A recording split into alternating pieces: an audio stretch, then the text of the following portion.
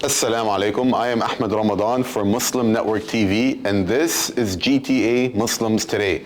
I'm standing here with Aysha, who is a volunteer and a community member and has been working this election cycle. Aysha, thank you for joining us. Thanks for having me.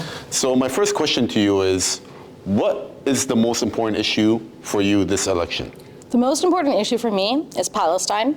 That is not only because I care deeply about the people in Palestine, but I also believe it's a litmus test today in Canada to see who is pro-fascism and who is pro-democracy.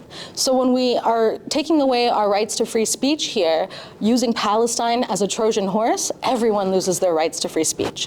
When we demolish international collaboration to protect borders of nation states, then we cannot expect the world to come to protect Canada's border if Donald Trump invades. So I believe that Palestine is showing us the weakness of our democracy in every area, and we can really consolidate around this issue to protect the nation of Canada as a democratic state.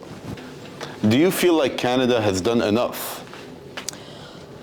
No, I don't feel that Canada has done enough. I think that not only have they not done enough, but they are actually actively supporting some of these measures like bubble bylaws that prevent us from protesting.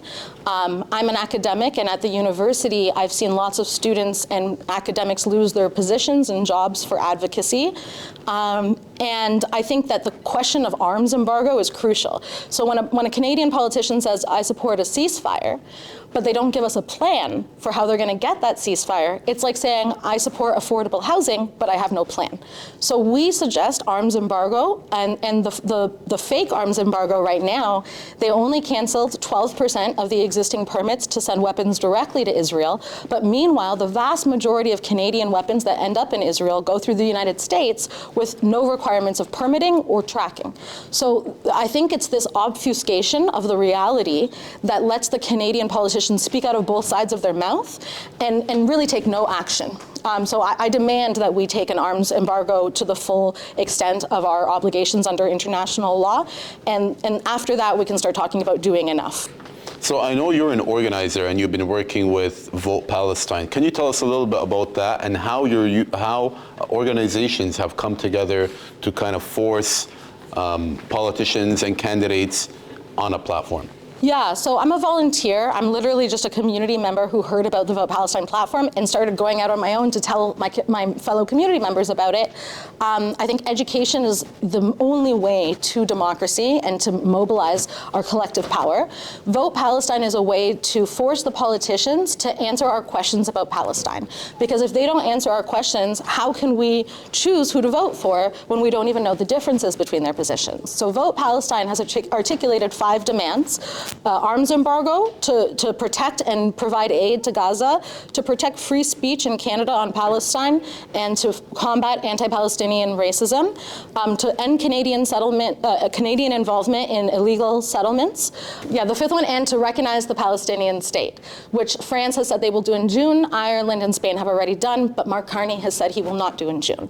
So these are the demands, and we're just trying to get every politician to tell us yes or no to each demand, so that before we vote, we know what their positions are. And we have also gotten voters to send an email called The Pledge that emails all the candidates in all the parties to say that their vote will only go to candidates who agree to our demands. And that means we can take candidates from the NDP, from the Liberals and the Conservatives, and we can support them in different ridings so that in the Parliament we can have a cross-party coalition that will vote for human rights in Palestine. So if anybody wants to find out more, please go to votepalestine.ca and you will find a list of 800 candidates across Canada who have agreed to our demands. You put your postal code and you find out in your riding which politicians have agreed to our demands. My last question to you is, there are some Canadians that say, what does it matter what's going on in Palestine? And I know you touched on this a little bit, but I wanted to make the question a little bit more straightforward. They say, what does it matter what's going on in Palestine? We are Canadians. We should be worried about only Canadian issues. Well, I would ask, what does it mean to be Canadian? I'll tell you, I think about Canada as somewhere where multiculturalism and the respect for all humanity is held up here.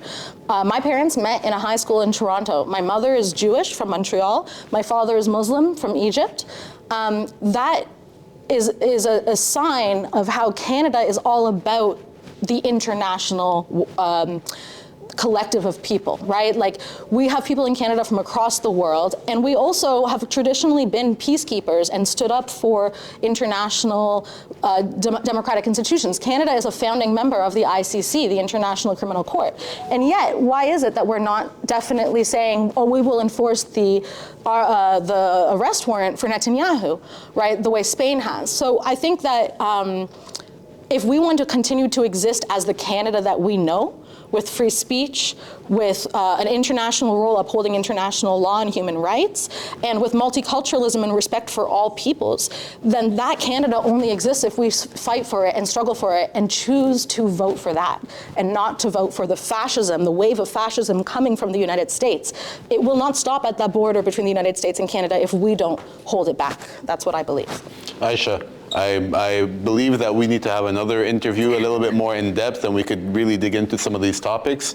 But I really appreciate your time right now. I know you've been very busy, so really appreciate that. Thank you. Thank you so much. And this is Ahmed Ramadan for Muslim Network TV and GTA Muslims Today. Thank you for joining us. Please leave your comments below, letting us know what other issues and topics you'd like us to cover around the GTA, and join us for more. Assalamu alaikum.